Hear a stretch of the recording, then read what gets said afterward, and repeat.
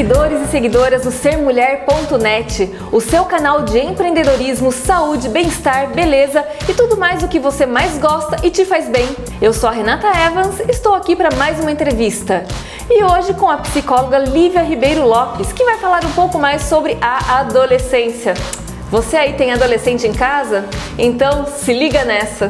Lívia Ribeiro Lopes é psicóloga e psicopedagoga, especialista em terapia analítica junguiana, com vasta experiência no trabalho com desenvolvimento infantil e orientação de pais.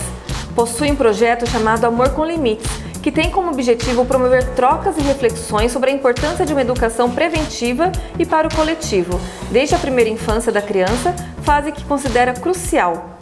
O projeto leva às escolas rodas de conversa sobre os diversos assuntos que permeiam a infância e a adolescência e trazem dúvidas na hora de educar. Lívia também realiza treinamentos de professores e atua no consultório com a psicoterapia infantil e orientação familiar. Olá Lívia, tudo bem com você? Tudo bem. Muito obrigada por hoje estar aqui conosco no sermulher.net para mais essa entrevista e hoje trazendo esse assunto, né, adolescência.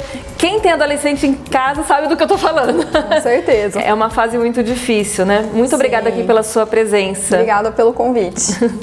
E hoje a gente vai começar falando, né, hoje mudou muito a rotina familiar, né, do que era algumas décadas atrás, né? Hoje com os pais trabalhando, pai e mãe fora de casa, a gente vê que a educação dos filhos foi um pouco terceirizada, né, para pessoas que trabalham em casa ou mesmo para as escolas, né?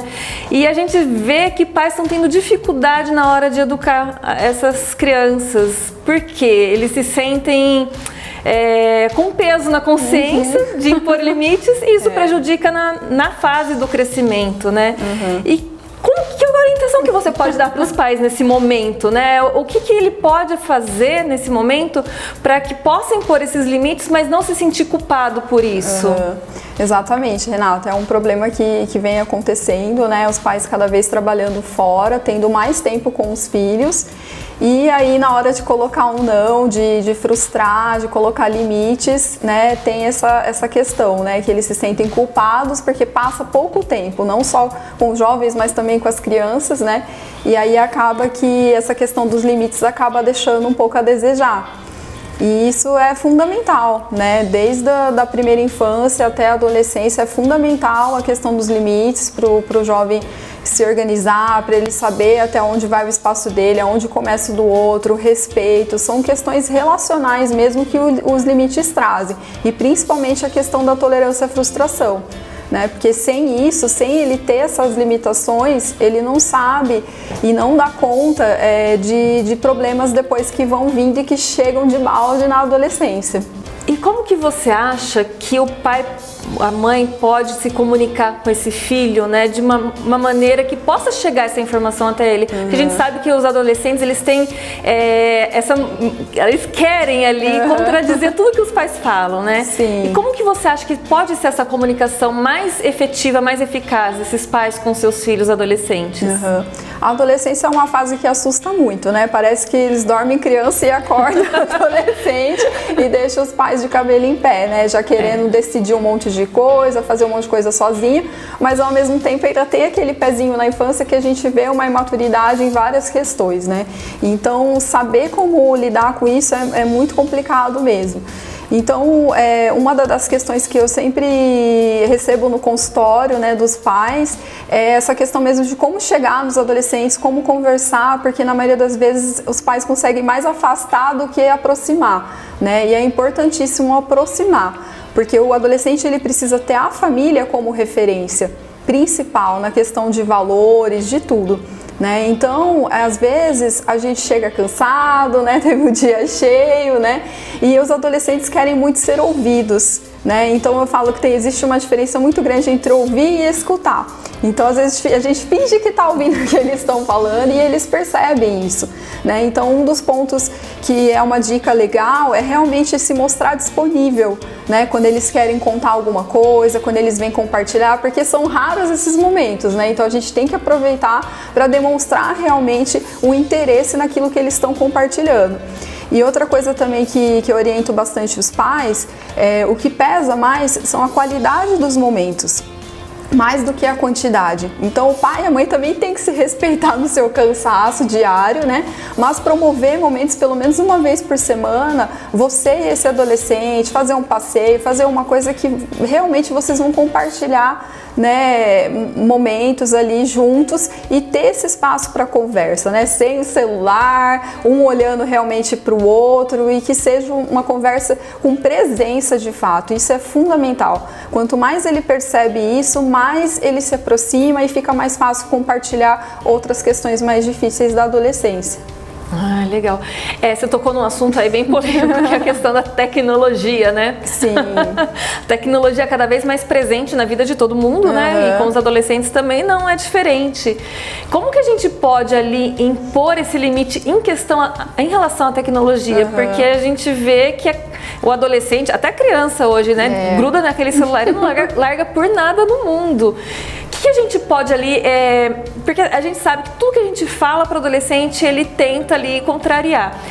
Qual que é a maneira mais adequada para chegar nesse adolescente e falar, não, agora não é hora desse celular ou do computador, né? De uma maneira que não afaste, né? Sim, exatamente. Eles nasceram imersos na tecnologia, eles são até chamados de nativos digitais, né? Os bebezinhos já nascem com o dedinho assim, nas telas de iPad, celular, né? E os jovens também já cresceram imersos a toda essa tecnologia e não tem como a gente tirar isso da vida deles e evitar que eles entrem em contato com isso. O ideal é sempre um equilíbrio, né? Como tudo, né? Os adolescentes têm muitas tarefas, questão de estudo, às vezes praticam esporte, tem várias responsabilidades e o celular não pode tomar todo o tempo desse adolescente. Né? Então realmente tem que existir dentro da casa, eu costumo orientar as famílias para criar uma mini sociedade dentro de casa. O que uma sociedade tem para funcionar? Regras, limites, né, claros e combinados, né? Se as pessoas não seguem aquilo, fica muito complicado, é como se fosse um trem que desanda, então todo mundo tem que cooperar. Então a cooperação familiar é fundamental. Então esse adolescente, ele precisa ter regras, precisa ter uma rotina estabelecida de horário de estudo, horário de lazer, horário para o celular, para a internet, né? E para que ele cumpra isso e para que ele vá, digamos assim, ganhando pontos na questão da confiança, da maturidade de conseguir cumprir combinados e para que ele consiga ganhar a confiança dos pais para quando ele pedir alguma coisa, os pais deixarem. Então tudo precisa ser merecido, né? Assim como é a nossa vida adulta, né? A gente, para conseguir as coisas, a gente tem que trabalhar, né? Se a gente não chega no horário no trabalho, vai ter uma consequência. Então essa questão, essa relação de causa e consequência é extremamente importante existir dentro de casa também, que vai preparar ele para a vida. Então a gente vê que é muito mais importante o papel dos pais, né, na elaboração dessa rotina. A gente sabe que não é fácil, né? A gente já tem rotina para tudo, mas em casa, então, é essencial também que se mantenha essa rotina com os filhos, né? Exatamente, porque se não existe isso, é lógico que eles vão sempre querer fazer o que dá mais prazer, o que é mais gostoso, né? E acaba fugindo dessa responsabilidade, que ainda é a parte matura do adolescente, né? Então ele precisa disso para poder funcionar melhor, né, e ter o seu tempo mais otimizado. E a gente vê assim, a gente tenta impor, eu tô falando em causa própria porque eu tenho uma adolescente em casa e eu passo diariamente toda essa situação, né? E eu vejo, a gente tenta impor e às vezes é um trabalho de formiguinha. Exatamente. Porque você fala e toda hora ela quer contradizer o que a gente fala, né? A gente tem que estar firme e forte, né? E é difícil, né? A gente tá no dia a dia, uma loucura, correndo, e a hora que você chega em casa, você tem mais essa função. Que conselho você pode dar para esses pais, né? Para nós, pais de adolescentes, para que seja mais fácil, para que o filho consiga de uma maneira mais rápida? Existe alguma técnica que a gente possa utilizar para isso, para que ele entenda mais fácil essa comunicação? Então, outra coisa, faz parte do adolescente esses embates, né? E essa nova geração tá pior ainda, porque eles têm muito acesso à informação, né? Diferente de umas décadas atrás, que a figura do pai, da mãe, do professor era mais respeitada como detentor do saber e tudo mais. Hoje eles já se acham mais sabidos do que todo mundo, porque eles têm acesso ao Google, têm acesso a um monte de informações, né? Então tudo eles questionam, né? Mas é importante o pai, a mãe, né? Você no caso, mostrar quem que é a figura ali condutora da educação, né? E fazer com que respeite essa questão da hierarquia mesmo, né? Você que sabe o que é melhor para ele, o que é melhor ele comer, o que é melhor fazer, né? Até que ele tenha maturidade suficiente, né? Para conduzir a própria vida, né? Então esses limites relacionais têm que estar muito claro. A gente vê hoje que o bullying é um tema muito discutido, né? Em toda a mídia, né? E nas escolas. E o que você tem a falar sobre isso? O que você sente, né, quando você está na terapia com adolescente em relação ao bullying? Como que a gente pode identificar se o nosso filho está sofrendo bullying?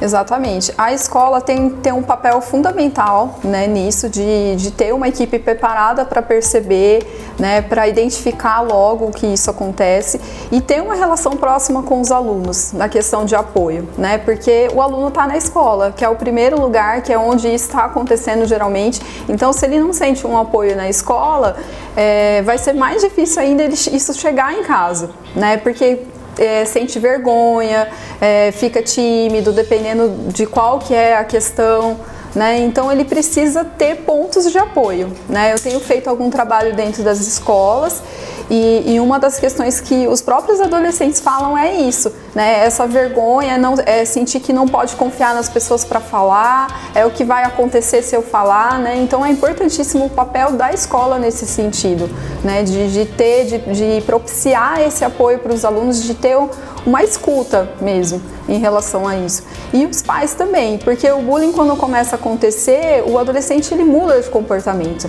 né? Às vezes era um jovem mais ativo, mais feliz e tudo mais, aí começa a se fechar mais, né? Então os pais também têm que ficar atentos nessas alterações de comportamento, né? Às vezes comia muito, de repente passa a comer pouco, eles começam a expressar de algumas maneiras, né? Então é importante também em casa estar atento e a escola ter esse olhar, campanhas em relação a isso. É super difícil, né? Porque essa é uma fase em que a vergonha realmente aparece e devido a diversos fatores, né? Por exemplo, as meninas, né, com a acne, é um fator de vergonha, né? Que elas começam a se esconder e como que a gente pode? Existe uma maneira de identificar? É muito difícil, né? Você vê a diferença, porque acho que o comportamento em si ele já muda normalmente quando entra nessa fase, né? E como você, assim, existe alguma coisa que limita ali a mudança do comportamento para um fator que nem a acne, da vergonha, ou um fator do bullying, a vergonha pelo fator do bullying ou a vergonha pelo fator da acne, por exemplo? Existe como você identificar isso ou é um contexto em geral que tem que ser analisado? Faz parte da adolescência, né? As mudanças no corpo, essa autoafirmação, a questão da personalidade, dos grupos, do pertencimento a grupos, de ser aceito, né? Por isso que a gente tem visto crescer muito a taxa de depressão e suicídio na infância, né? São dados que têm assustado muito a gente, né? E também eu acredito que esteja relacionado com a questão da falta de limites que começa lá atrás, na primeira infância, e esses jovens estão chegando numa adolescência com desenvolvimento emocional muito frágil, né, que pode explicar um pouco também essa questão do bullying, né, porque às vezes na nossa época todo mundo tinha apelido, a gente levava isso mais na brincadeira, porque a gente tinha uma tolerância à frustração, né, com a educação que a gente tinha, mas esses jovens não, eles estão chegando, estão sendo até chamados de geração floco de neve. Floco de neve? Que tem uma sensibilidade muito grande, né, mais do que se espera, né, porque a adolescência já é marcada por sentimentos exacerbados, né? Mas tá além do limite ali, né? Então, às vezes, é lógico que tem casos que realmente tem abuso, ocorre o bullying, né? Mas em muitas situações a gente vê que eles chamam de bullying coisas que, na verdade, ali, né? Se fosse na nossa época, a gente levava numa boa. Então, isso prova que a tolerância à frustração desses jovens não tá legal, o desenvolvimento emocional tá mais fragilizado, né? Então a gente precisa ficar de olho sim, porque os dados são assim alarmantes. A partir de 9 anos a gente já vê casos de depressão e eu tenho atendido no consultório. E aí eu pergunto, né? lógico, tudo isso começa na primeira infância, como você falou.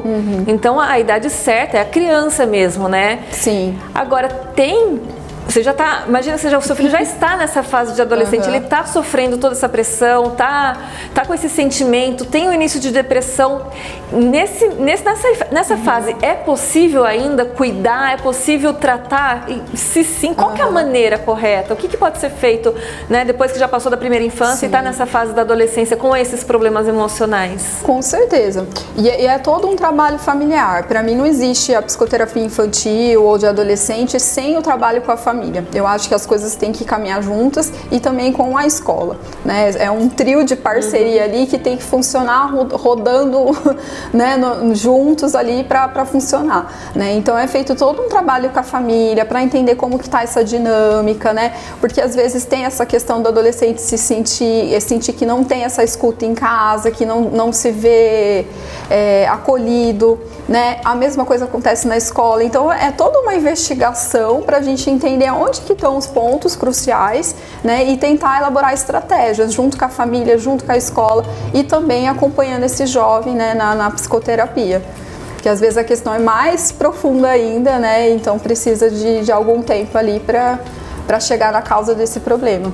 Então acho que o primeiro passo mais importante é procurar a ajuda de um especialista. Sim, com certeza. Identificou que o adolescente mudou o comportamento em casa. O primeiro conselho é procurar um especialista, né? Sim, eu sempre acho que é melhor pecar pelo excesso do que esperar o negócio, né? Então, assim, eu acho que na menor da preocupação, de você ver que tem alguma coisa diferente, a gente conhece os próprios filhos, né?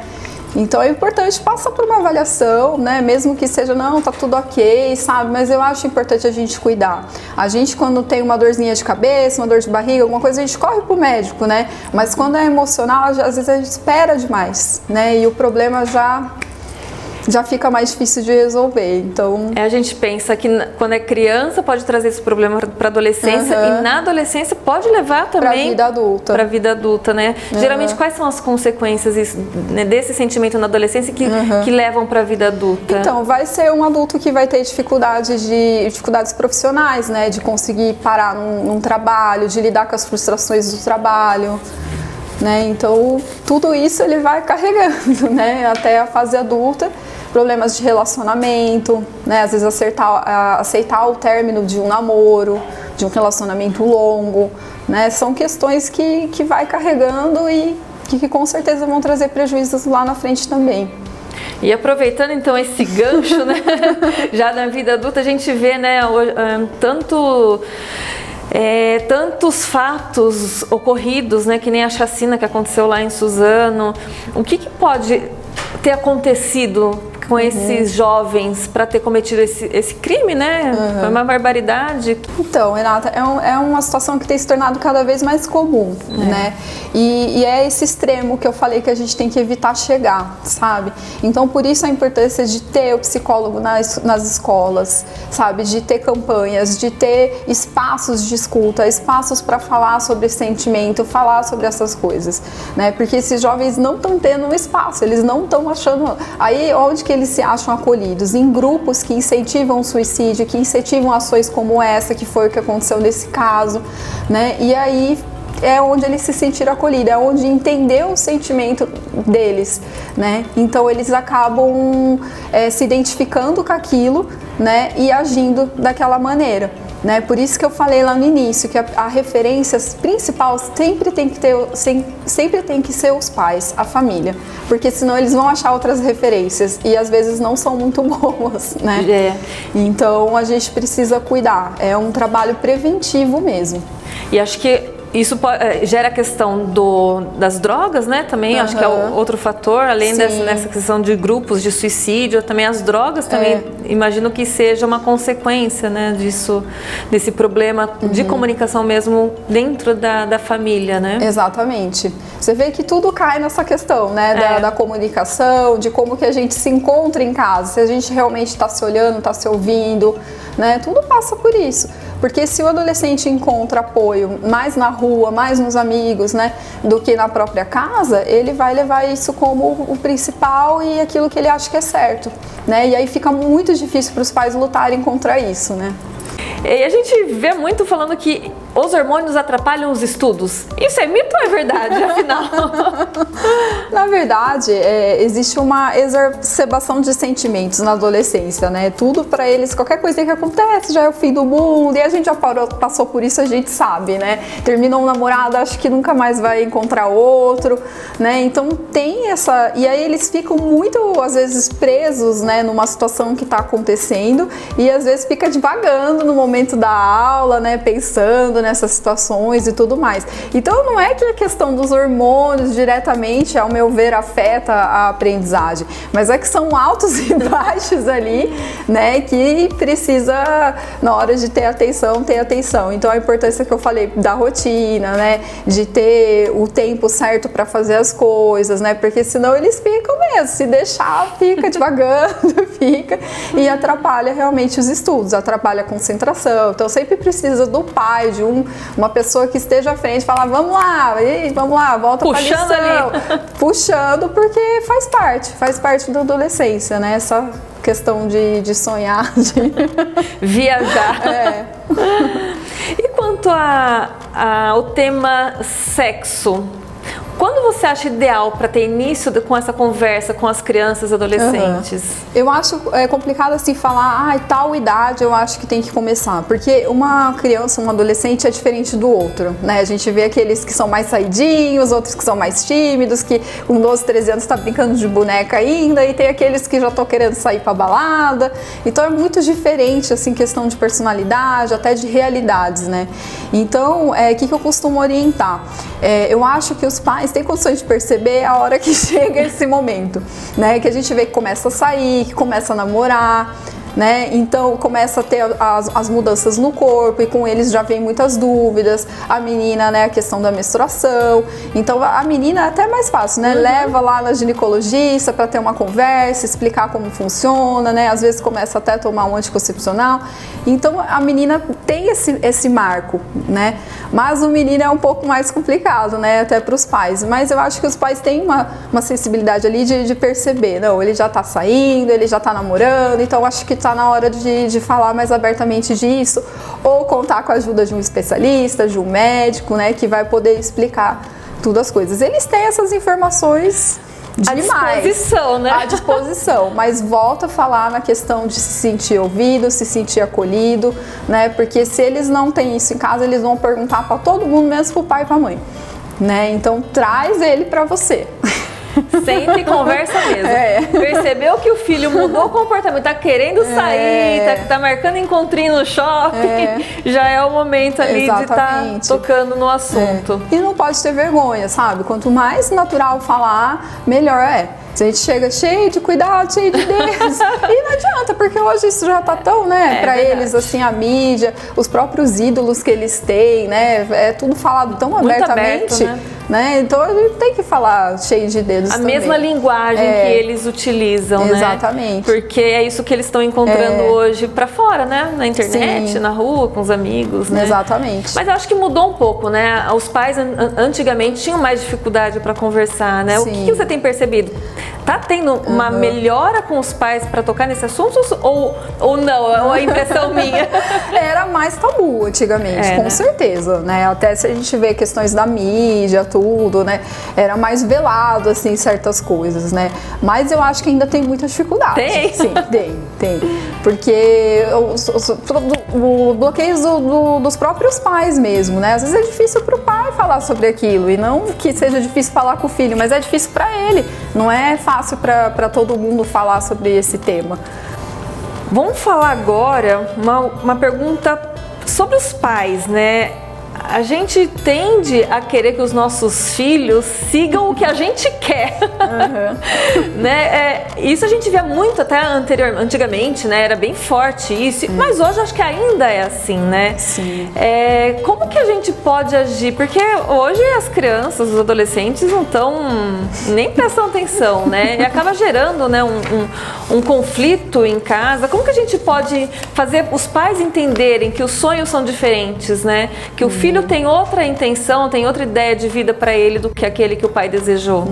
Exatamente, isso é muito complicado. Eu tenho atendido casos assim também, né? Que os pais falam, eu só vou pagar se você fizer tal faculdade, né? E é muito complicado isso, porque é a vida daquele adolescente, né? É o que ele vai ser pro resto da vida dele. É uma escolha muito grande, muito importante para ser tomada por outra pessoa, né? Então eu tento explicar para os pais e faço um trabalho com o adolescente na descoberta desses interesses, dessas habilidades que para mim é muito profundo, geralmente vem lá da primeira infância também, né, de interesses que tinha. Então as escolhas mais assertivas são as que vêm lá da infância mesmo, né, de interesses que tinha. Então a gente faz todo um autoconhecimento com esse jovem para ele tomar uma decisão mais acertada.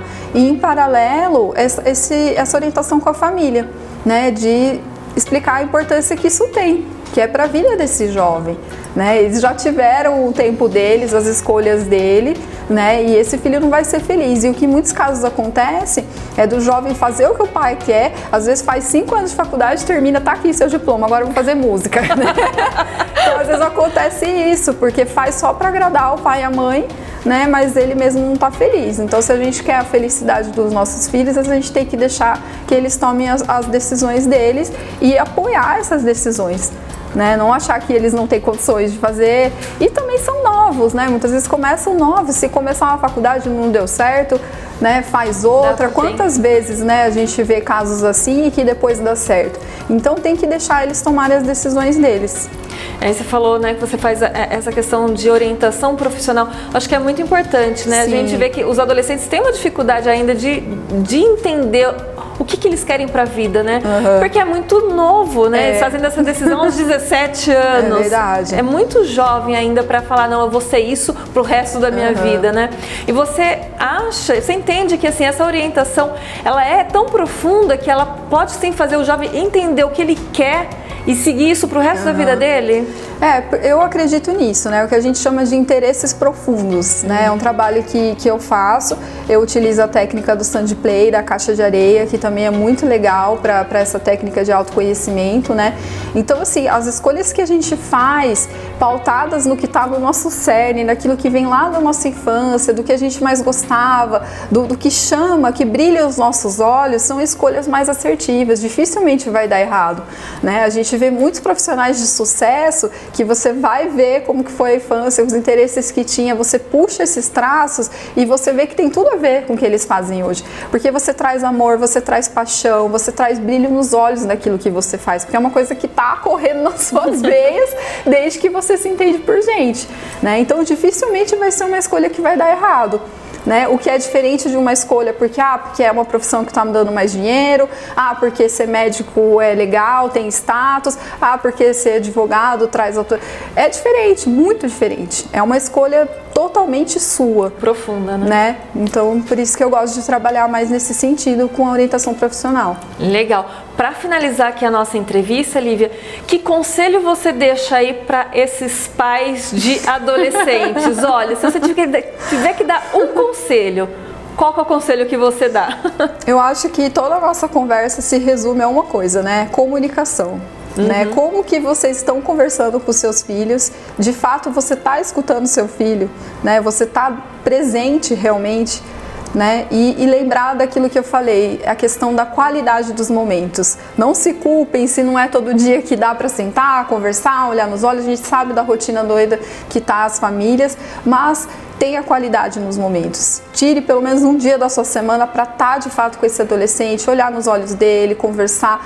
Você vai ver como a relação aproxima, como fica mais fácil esse adolescente compartilhar coisas com você, confiar. O que eles querem é escuta. é acolhimento. E começa dentro de casa, né? Com certeza. Muito legal. Foi muito rica aqui a nossa entrevista. Adorei. Eu, como mãe do adolescente, já tirei vários insights. Eu imagino que você aí que está assistindo também, né? Muito obrigada pela sua participação aqui no sermulher.net, Lívia. E eu espero que, né, esse vídeo se propague aí, possa realmente ajudar pais e mães que estão tendo dificuldade aí com seus filhos, né, adolescente, que aqui tem dicas valiosas. Muito obrigada mesmo pela sua presença. Pelo convite. E, gente, compartilhe esse vídeo, passem aí para os outros pais e mães que você conhece que estão tendo dificuldade, tá bom? Muito obrigada aí pela presença, pela participação. Um beijo!